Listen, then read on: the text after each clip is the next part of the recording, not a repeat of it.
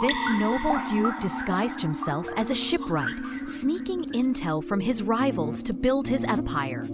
The most powerful king in Europe didn't blink at torturing his own son to protect his vision of a mighty Russia. Peter the Great turned a backward nation into a superpower in just one generation. But the cost? Drama and controversy that never quit. Buckle up and join me to dive into his wild, epic journey right now. Peter the Great, aka Pyotr Alexeyevich Romanov, was born on June 9th, 1672, in Moscow, into a royal family that was, let's be real, a total hot mess. His dad, Tsar Alexeyevich I, was a player with 2 marriages and a whopping 13 kids, enough to start a soccer team with Sums. Peter's mom, Natalia Narishkina, was Alexei's second wife, and Peter was her only kid. The Romanov clan back then wasn't just a symbol of power. It was a full-on stage for political drama that'd make Hollywood jealous. Trust me, the Avengers have nothing on this family's chaos. When Peter was just 4, his dad, Tsar Alexei I, kicked the bucket out of nowhere, passing the crown to Peter's half-brother, Fyodor III. Fyodor, bless his heart, was sickly and frail, barely hanging on for 6 years, before he logged off in 1682, when Peter was only 10. Fyodor's death sparked a full-blown family feud between 2 clans, the Naryshkins, Peter's mom's side, and the Miloslavskis, from Alexei's first wife. Picture a 10-year-old kid, instead of playing Fortnite, stuck watching his relatives throw shade like they're in a Game of Thrones episode. In 1682, Peter was named co-Tsar alongside his half-brother, Ivan V, who was so weak he was basically a placeholder on the throne, like a decorative plant with 0 vibes. But the real boss, Ivan's sister, Sophia Alexeyevna, a queen with big ambitions who became regent and ran Russia like it was her personal reality show. Sophia sidelined Peter and his mom, turning him into a prince in exile in his own palace. Growing up under Sophia's watchful eye, far from the power center, Peter could have been crushed. But instead, it lit a fire in him, fueling his free spirit and hunger for change.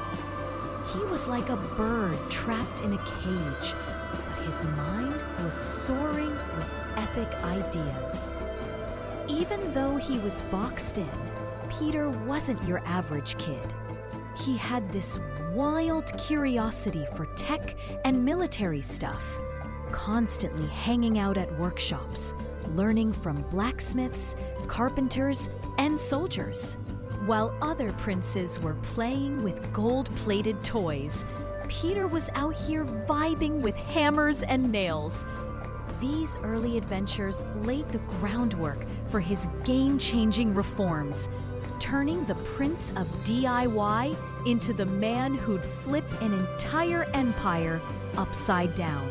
Sophia, rocking that boss babe energy, totally thought Peter was just some kid messing with tools, like a DIY king with 0 clout. But big mistake, sis. While Sophia was busy cosplaying as the queen of a live-streamed court, Peter was low-key building his squad like a pro gamer, rallying loyal homies who were fed up with Sophia's gaslighting in the trashy reality show called Alexeyevna Dynasty. Peter didn't charge in like a Marvel hero swinging a sword. Nope, he played it slick, like a sneaky snake, waiting for the perfect moment to drop a plot twist that left all of Russia going, "Yo, what just happened?" On one stormy night, Peter pulled off the ultimate power move. Picture this: thunder and lightning crashing like the effects in a Billie Eilish music video. And Peter's like, time for sis to take a break. He didn't storm the Kremlin with an Avengers Assemble vibe. Nah, he went full soft power mode, executing a coup d'etat smoother than butter. No bloodshed needed, and still left Sophia in the dust. Sophia got invited to a convent in a plot twist faster than the beat drop in Billie Eilish's Bad Guy. Vacation? More like forced retirement with no pension, fam. Meanwhile, Peter strutted to the throne, probably DMing his crew. Sis is done. It's my era now. At just 17, while other Europeans were busy flexing Baroque outfits or stirring up drama on medieval Tinder, Peter was playing the ultimate power game and winning big. He didn't just outshine Sophia. He set the vibe for an entire empire. Russia? Mine now, and I'm making it the GOAT. From a kid stuck in the shadows of the court, tinkering with hammers like a DIY YouTuber, Peter proved no filters or VFX needed, just strategy and I'm built different energy to turn a prince into a legend. Sophia, probably sitting in the convent scrolling imaginary Twitter, was left wondering, how did I get outplayed by a kid with a hammer? Easy answer. Peter wasn't just playing the game, he was the game master. After yeeting his sister Sophia to a convent and snagging the throne, Peter the Great didn't chill with a latte. Nope, he dove straight into a mega glow-up mission, turning Russia from a total snooze fest into a European powerhouse. Every day, he'd squint at his ragtag army and folks rocking wizard-level beards, thinking, why are we stuck in the Dark Ages? Then, one day, Peter decided to pull a stunt no king had the guts for. He disguised himself as a shipwright and jetted off to Europe to swipe secrets from the very rivals Russia used to throw shade at. That's how he came back with wild ideas, like shaving the whole country and swapping old-school robes for snazzy suits. By the end, Russia started its makeover, even if the people were half crying, half LOLing at his unhinged policies. At 25, Peter clocked that if Russia wanted to hang with the big dogs like Holland or England, he had to level up his game. So, in 1697, he launched the Great Embassy, but not with golden carriages or a blinged-out entourage. Nah, Peter went full undercover, posing as a regular shipwright, grinding it out in Dutch and English shipyards, crashing in worker dorms with grease all over his hands. Who'd guess this 6'7" king is slumming it like a normie? That's what the workers would have said if they knew his real deal. He wasn't just learning shipbuilding, he was scoping out how Europe ran their armies, governments, and factories. Holland's got these fire warships. We gotta get in on that. Peter's eyes probably popped like he'd just unlocked a cheat code. Back in Russia, after his greasy study abroad gig, Peter didn't waste a hot second vibing. He went full savage to give Russia a makeover. Staring at his army, looking like a squad of hobos and folks with beards straight out of a medieval LARP, he thought, no way, we're going full Euro mode ASAP. From a king who once cosplayed as a shipwright, Peter dropped some straight-up bonkers reforms that left everyone wondering whether to cry or meme about it. First up, he took one look at those bushy Russian beards and was like, bruh, these aren't beards, they're freaking bird nests. So he laid down the law, shave them all, rock European suits, or pay a beard tax. No negotiations. The fines? Not exactly chump change. Nobles had to fork over 100 rubles a year, enough to buy a whole village, while regular folks paid 1 kopeck every time they rolled into town, like a toll for keeping their face fuzz. Russian nobles, who treated their beards like their second soul, stood in front of mirrors, razors shaking, tears streaming. Oh man, I look like a Dutch bro now. What even is this suit? Commoners grumbled. I'd rather pay the tax than get my face scalped. Peter wasn't playing. He sent out squads of scissor cops armed with sharp shears, ready to snip any beard that dared defy him. The whole country's gotta slay Euro style, he smirked, watching everyone panic like they'd been yeeted into a makeover show on steroids. But beards were just the warm-up act. Peter the Great went full savage on the long, flowing Russian robes, calling them walking potato sacks. He dropped the hammer. Ditch 'em, throw on some sleek Euro suits, or don't cry when I make you. The people freaked out, feeling like they'd been stripped naked in a blizzard. Suits? What are these? They're so short. How am I supposed to stay warm? But after a few test runs, some started flexing. Okay, suits are kinda breezy, plus they're less of a hassle when dodging the beard tax. From bushy beards to clean-shaven faces, from robes to suits, Russia got a full-on Photoshop glow-up, leaving everyone awkward but cracking up. These reforms, though they sounded like the pranks of a mischievous king, were the first steps to yanking Russia out of its stuck-in-the-past vibe.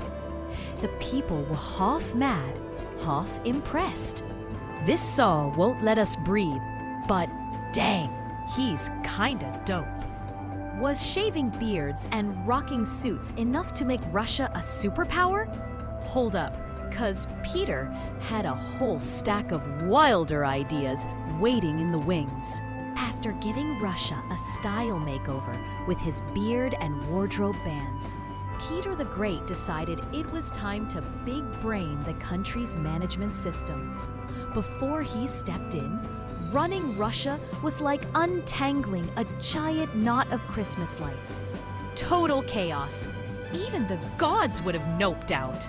Peter, with his next-level reformer vibes, wanted to turn it into a slick European machine, running smoother than a Swiss watch.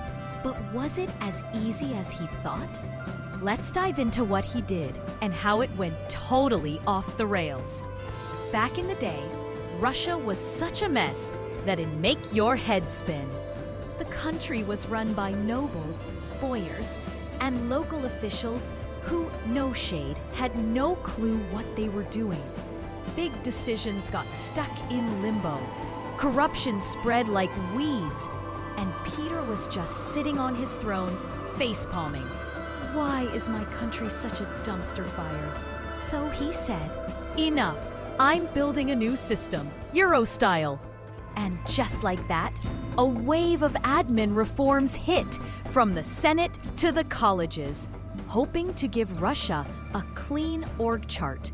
Though, spoiler alert, it was kinda messy. In 1711, Peter set up the Senate with 9 members, tasking them with keeping tabs on provinces, justice, and state spending. You guys are my A-team. Keep it locked down. Peter probably hyped them up like that. But plot twist, life ain't a superhero flick. These superheroes started pocketing cash on the sly, making Peter yell, "Brah, why did I trust you clowns?"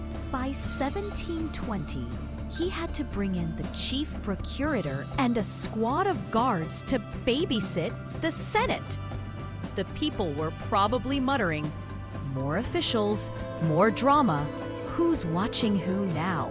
Not one to quit, Peter doubled down with a new move in 1718.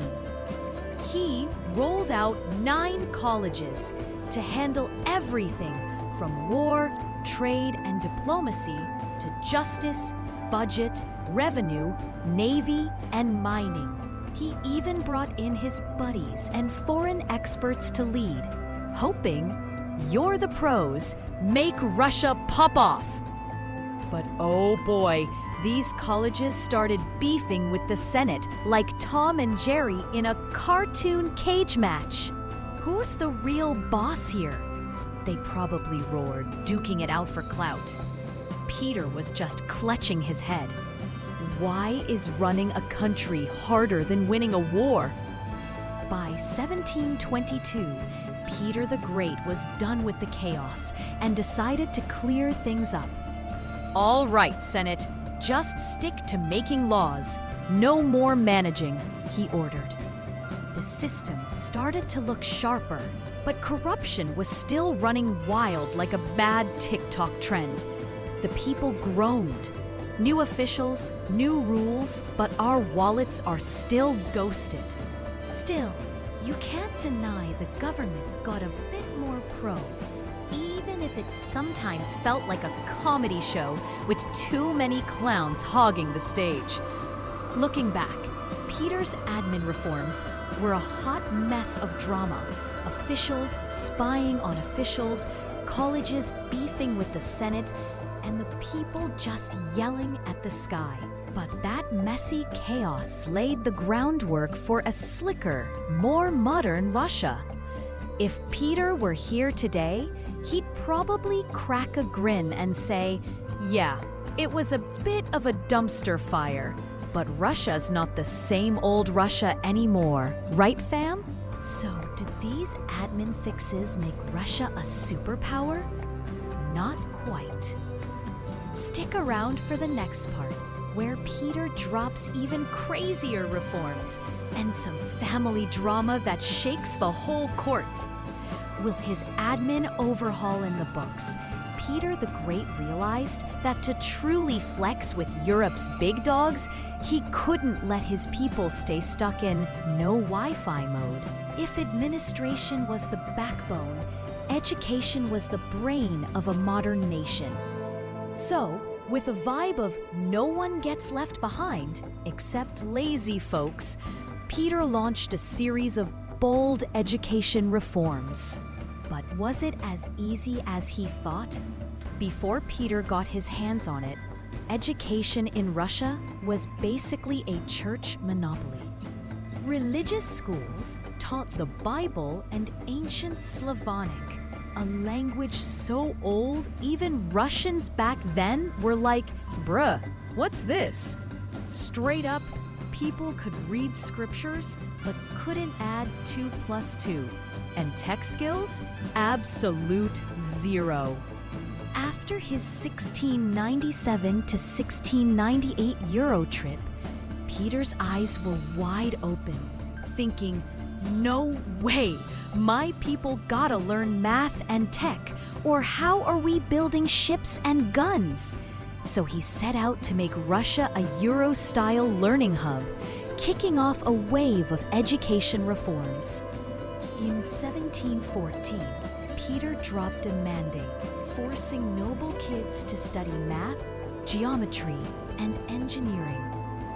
He also opened a bunch of specialized schools. The Naval Academy, 1715, for training sailors and shipbuilders. The Artillery School, 1717, for mastering cannons.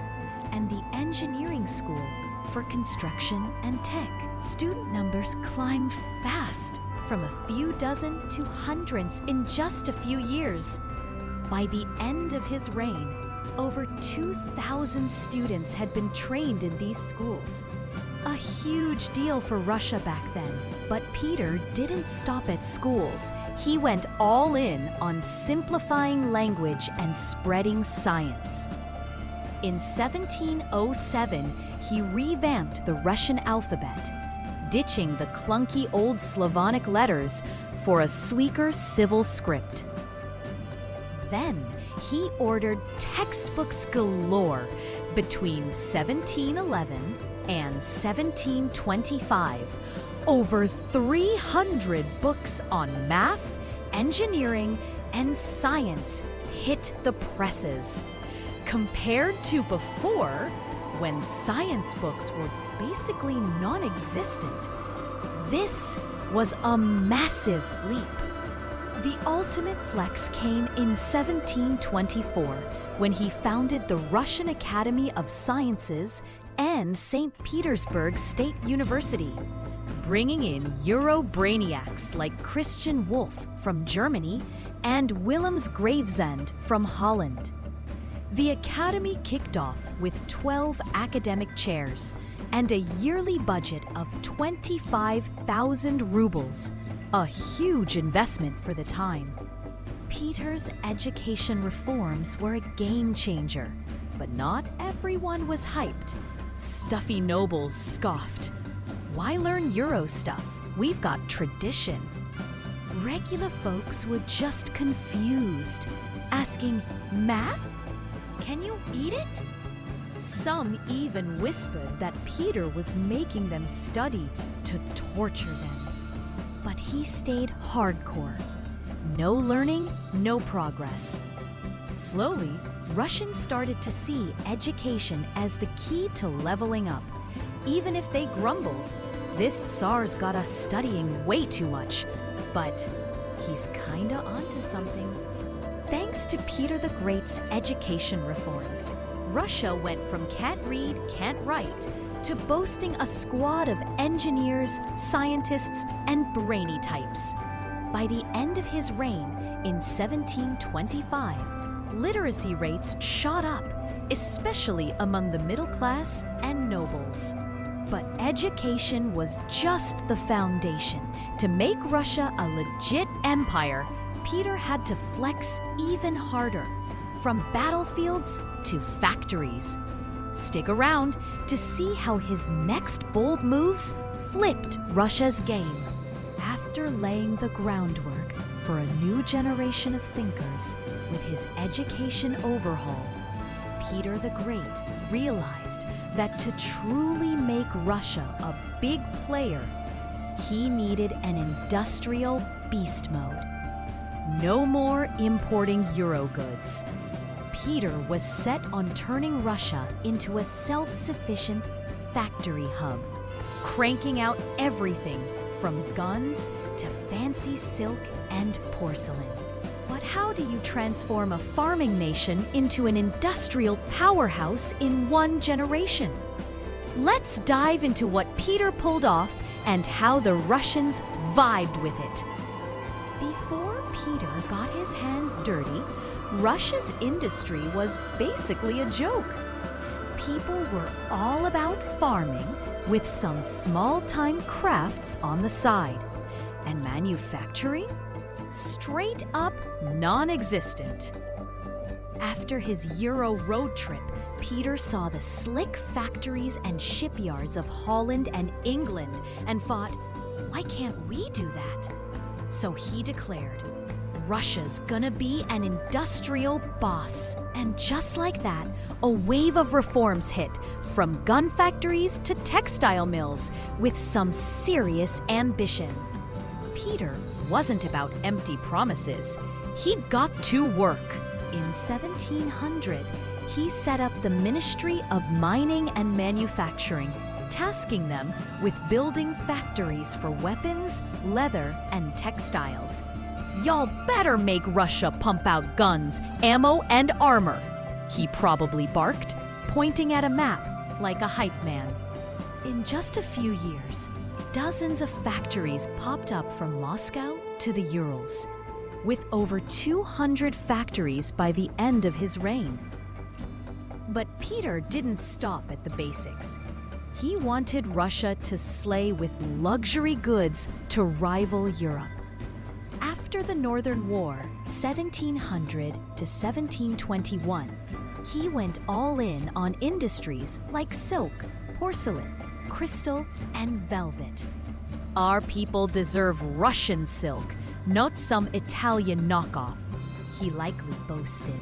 By 1725, Russia became Europe's top iron producer, with output soaring from 1,000 tons in 1700 to 20,000 tons. The Russians were shook at first. Factories? For what? But when they saw Russian goods shipping to Western Europe, they started flexing. Yo, Russian stuff is straight fire now! Peter's industrial reforms were a massive leap, but not without some serious drama. To staff the factories, he forced peasants to work, and they whined. From plowing fields to pushing machines, why's my life this rough? Nobles rolled their eyes. Industry? We've got land. Who cares? But Peter was stone cold. No industry, no victory. Slowly, the Russians caught on that factories were the future, even if they muttered, "This Tsar's working us to death, but our stuff's selling big." Thanks to these bold moves, Russia went from a pure farming vibe to a legit industrial contender. By the end of Peter's reign, over 200 factories were churning out everything from guns and ships to luxury goods, enough to make Europe do a double take. With Russia now an industrial heavyweight, Peter the Great wasn't about to sip tea and call it a day. Armed with a beefy industrial backbone, he decided to go even bigger, building a brand new city from a swampy wasteland, turning it into St. Petersburg, Russia's shiny window to Europe. Peter the Great didn't just want Russia to flex a killer industrial scene to shade Europe. He also wanted a capital city that could hang with the big leagues like Paris or Amsterdam. Moscow back then was like an outdated profile pic. Still usable, but nobody's calling it lit. Peter craved a city screaming Euro vibes, with canals, palaces, and that Amsterdam-Venice aesthetic, plus a port that wouldn't freeze in winter. So in 1703, he pointed at a swampy patch by the Baltic Sea and dropped, "Yo, let's build a banger city right here." Turning a swamp into St. Petersburg was straight up nightmare fuel. But Peter went all in with next-level threat. He brought in architects from Italy, France, and Holland, absolute goats of city design, to make it happen, giving the place an Amsterdam glow-up with canals instead of streets. He even strong-armed nobles to move there and build fancy cribs, like texting them, "Pack your bags and live here, or you're canceled." It all kicked off with the Peter and Paul Fortress in 1703, a massive flex for the new city. Tens of thousands of workers, mostly peasants and prisoners, got dragged in to dig canals and lay foundations in brutal conditions. The grind was so intense, many didn't make it, but Peter was ice cold. No pain, no gain. By 1712, he was so obsessed with the project that he ditched Moscow and made St. Petersburg the capital. Moscow probably sulked. "I've been around for centuries, and I'm just chopped liver now?" St. Petersburg wasn't just a port, it was a whole mood. Peter stuffed it with Baroque palaces, wide boulevards, and even a science academy, turning a swamp into Russia's cultural hub. To pull this off, he rounded up over 100,000 workers, peasants, soldiers, and POWs from the Swedish War, armed with shovels and picks. No fancy machines, just pure sweat and tears. Peter himself got his hands dirty, digging to inspire the crew. Nobles weren't thrilled about leaving cozy Moscow for this half-baked swamp town, whining, "Can't we just stay put?" But Peter hit back. "Build houses or kiss your titles goodbye," forcing them to hustle and shape the city. St. Petersburg became Peter's crown jewel, proof of Russia's epic makeover from swamp to stunner, worthy of a Vogue cover. Today, it's still one of the world's dopest cities, with hundreds of canals earning it the Venice of the North tag. It all sprang from Peter's wild vision, though it came at a steep cost. Tens of thousands died from exhaustion and harsh conditions. This wasn't just a city, it was his ultimate legacy. So, what do you think? Would you move to a swamp to make history? I'm betting you wouldn't have the guts to take that leap. But Peter, he had the audacity and the hunger to make Russia unstoppable. To pull that off, he knew he needed an army that wasn't just big, but also swole, disciplined, and modern, like Europe's finest. Back then, Russia's army was like a clumsy giant. Tons of guys, zero game plan, all muscle, no finesse. Peter, with the brain of a master strategist, was dead set on turning this chaotic crew into a war machine that'd make jaws drop. So how did he yeet Russia's army into beast mode? Let's dive in and check it out. Before Peter the Great rolled up his sleeves, Russia's army was a chaotic mix of hired mercenaries, self-equipped nobles, and peasants dragged in when needed. Discipline? Non-existent. Gear? Straight out of the Stone Age. Tactics? Let's be real, it was just swing and pray. After his Euro road trip, Peter saw the pro-level armies of Holland and England and thought, why can't we flex like that? So he declared, "I'm turning Russia's army into a disciplined, modern beast that'll make Europe jealous." First, he rolled out new army units and hired foreign pros from Holland and Germany to whip them into shape. "Teach my guys to fight like Euros," he barked, pointing at a bunch of clueless soldiers. He ditched the baggy, old-school Russian uniforms for sleek, Western-style ones. And in a real power move, he forced noble kids to enlist. No more chilling at home eating caviar. "Want to be a big shot? Hit the battlefield," he roared, making the nobles' faces drop like they'd seen a ghost. But Peter didn't stop at uniforms and drills. He built a navy from absolute zero, turning Russia into a Baltic Sea boss. He launched officer training schools, from the Naval Academy to the Artillery School, churning out hundreds of recruits yearly. The people were shook. Our kids are steering ships now? That's straight fire! But the soldiers whined, "What's with this boot camp?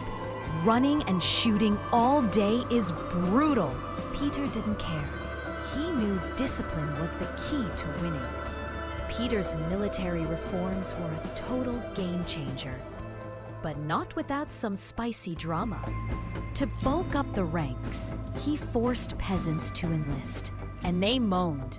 From plowing fields to toting guns, "Why's my life this cursed?" Nobles scoffed, "My kid in the army, excuse me?" But Peter was stone cold. No strong army, no Russia. Slowly, the troops got the memo that reforms were clutch, even if they grumbled. "This Tsar's got us training like Navy SEALs," but he's kinda onto something. Thanks to these bold moves, Russia's army went from a hot mess to a disciplined, modern force, ready to throw hands with anyone.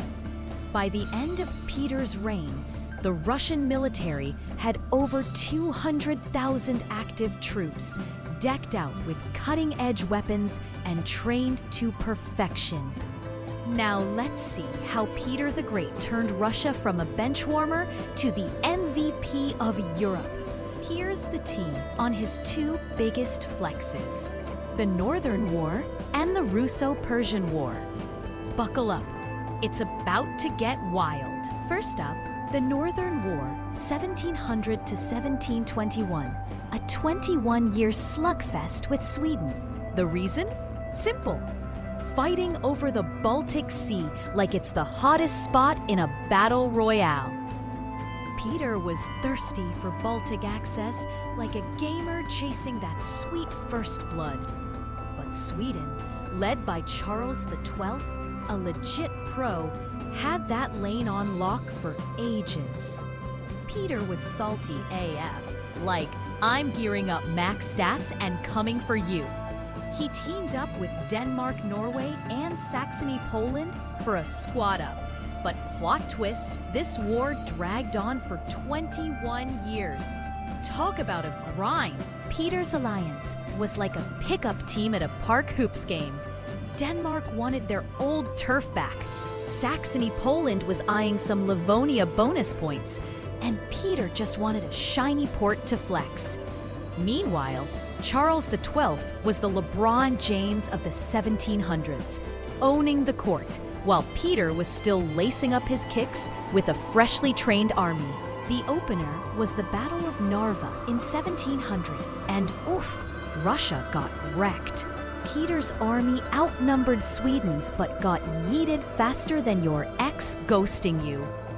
Charles XII rolled in, smoked 8,000 Russians, and barely broke a sweat, losing just a few hundred. Peter probably chucked his crown across the room, screaming, "We upgraded everything. How are we this trash?" But he didn't rage quit or go AFK. He hit reset like a champ, grinding for a comeback. From 1701 to 1706, Sweden got distracted, throwing hands in Poland, Lithuania. Peter stayed home, grinding like he was cramming for finals. He built forts, trained troops, and stacked resources. Total main character energy, knowing the glow-up was coming. Talk about staying woke while the enemy was snoozing. By 1709, Peter was ready to pop off at Poltava. With 40,000 soldiers fully decked out, he smashed Sweden's 24,000 like a pro crushing noobs. Charles hightailed it to the Ottoman Empire, tail between his legs, while Peter strutted like, "Who's the boss now?" It was a straight-up plot twist. Russia was officially on the map. Post-Poltava, Peter went beast mode, snagging Estonia, Livonia, and Finland like he was collecting infinity stones. By 1721, Sweden threw in the towel with the Treaty of Nystad. Peter smirked. "Thanks for the assist, fam. The Baltic's mine now." After absolutely clapping Sweden, Peter the Great side-eyed the Caspian Sea, a strategic jackpot just sitting there, ripe for the taking. Persia was a total mess, falling apart faster than a TikTok trend after a hot minute. Peter sniffed his chance and thought, "Bet, I'm jumping in before anyone else steals the bag." Persia was crashing harder than a laggy server, with internal drama leaving the Caucasus and Caspian up for grabs. Peter, with his beefed-up navy and army, wanted to fast-track this dub before the Ottomans swooped in like vultures on a fresh kill. Speed was everything. In 1722, Peter took the wheel himself, rolling into Derbent with his brand-new Caspian fleet, fully geared up. The Persians freaked out like noobs facing a pro, basically handing over the city on a silver platter. Peter smirked. "This is easier than snatching candy from a kid," He kept the vibe, snagging Baku in 1723 like it was Black Friday and he had an exclusive coupon. In just 1 year, he strong-armed Persia into signing the Treaty of St. Petersburg, giving up Derbent and Baku. So quick, you'd swear he was running cheat codes. After turning Russia into a European big shot with a swole army and an industry running on overdrive, you'd think Peter the Great would have a chill family life straight out of a TikTok vlog. Big oof wrong. His personal life was more dramatic than a live-streamed Girl Squad beef on X. From marriages that crashed like a missed deadline to kids who straight up wrecked the family vibes, Peter was a goat on the battlefield, but a total noob at home. Let's spill the tea and dive in. First, let's talk about his initial marriage flop. In 1689, Peter locked in with Eudoxia Lapukina, a total it girl of the era. But their vibes were way off. Eudoxia was all about that old school aesthetic, loving bushy beards and Bible chants, while Peter was Team Euro, obsessed with clean shaves and shipbuilding. Picture a coder bro into tech dating an influencer queen who's all about selfies. No way they're syncing up.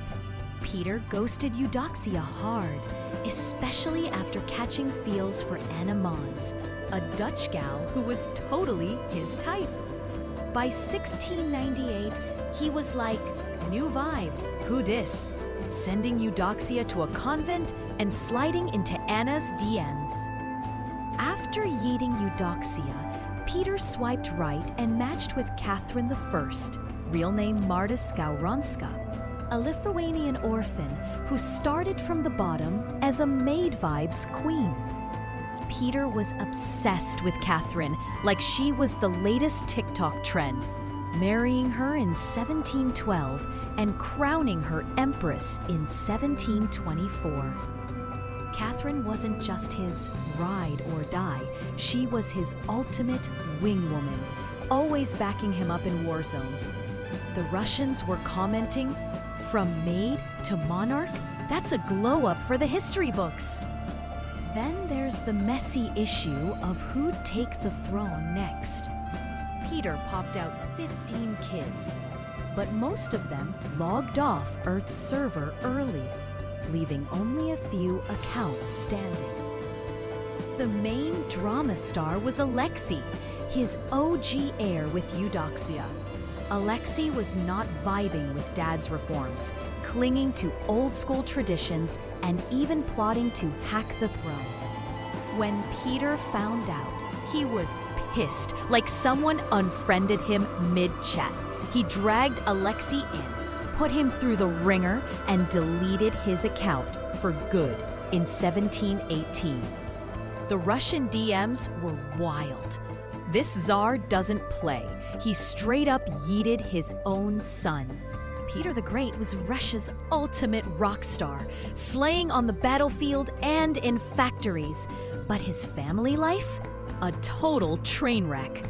He left behind a Russia that was next-level dope, but at a cost. Family chaos and plenty of haters wishing he'd catch a fade. And then that day came, marking a massive plot twist, not just for him, but for the whole dynasty.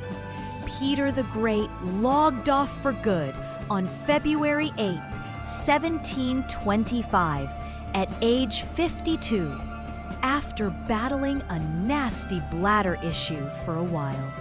But his exit wasn't just some quiet fade-out from a random illness. There's this wild legend that in November 1724, while scoping out Lokta near the Gulf of Finland, Peter spotted a group of soldiers drowning. No hesitation. He dove into the icy water to save them like a straight-up action hero. That epic move supposedly tanked his health, leading to his death a few months later. But hold up, this story's got some shade. Some historians, like the German scholar Friedrich Wilhelm von Berkholz, jotted it down. But there's no solid tea from Russian sources. A lot of folks think it's just a glow-up myth to make Peter look like a superhero Tsar. True or not, the tale's been passed down like a viral TikTok clip, serving as the ultimate mic drop for his larger-than-life story. Peter's legacy isn't just about his reforms. He's also tied to some spooky legends that had Russians buzzing like a group chat blowing up. First up, the mysterious will. Right before he peaced out, Peter supposedly started writing a will, but only got as far as leave everything to before he flatlined. He called for his daughter Anna, but couldn't spill the beans. Gossip swirled that he wanted Anna to take the throne instead of his wife, Catherine I. Historians like E.V. Anisimov reckon it's probably fanfic cooked up to boost Anna's cred. But this unsolved mystery is still the ultimate plot twist with no resolution. Then there's the Bronze Horseman ghost vibes. The iconic Bronze Horseman statue, Peter on a horse, looking like a total boss, is said to carry his spirit. In Alexander Pushkin's poem of the same name, Peter's ghost comes to life, chasing the main character through St. Petersburg's dark streets. Locals swear if you hang by the statue at midnight, you might hear ghostly hoofbeats. Creepy or just cap? You decide. Last but not least, there's the prophecy about Russia. Some folktales claim Peter dropped a secret prediction about Russia's future, calling out its highs and lows like a psychic dropping spoilers. Peter the Great, a king who didn't just rule, but straight up hacked Russia's history, turning a sleepy village vibe into a European powerhouse. He gave Russia the ultimate glow-up, transforming it from a backwater nobody to a legit beast on the continental stage. He built St. Petersburg from a freezing swamp, making it Russia's window to Europe. He revamped the military and industry, whipping the army into shape, building a navy from scratch, and cranking up iron production to make Russia a heavy hitter in war and trade. And don't sleep on his social upgrades. Peter forced folks to read, overhauled education, and brought Western swagger to Russia, from suits to statecraft. But his legacy isn't all shiny medals and confetti. Peter's hardcore, my way or the highway vibe scared the pants off people. He didn't blink at crushing anyone who dared defy him. Even his own son Alexei, who got tortured and died in jail. So what's your take? Was he a genius dictator or a hero with too much baggage? Imagine if Peter could flip an entire empire. What would you do to flip your own life? Drop your thoughts in the comments. Smash that like button, sub to the channel, and share if you think this vid is next level fire. 'Cause the Romanov secrets are still waiting for you in the next episode. Don't sleep on it.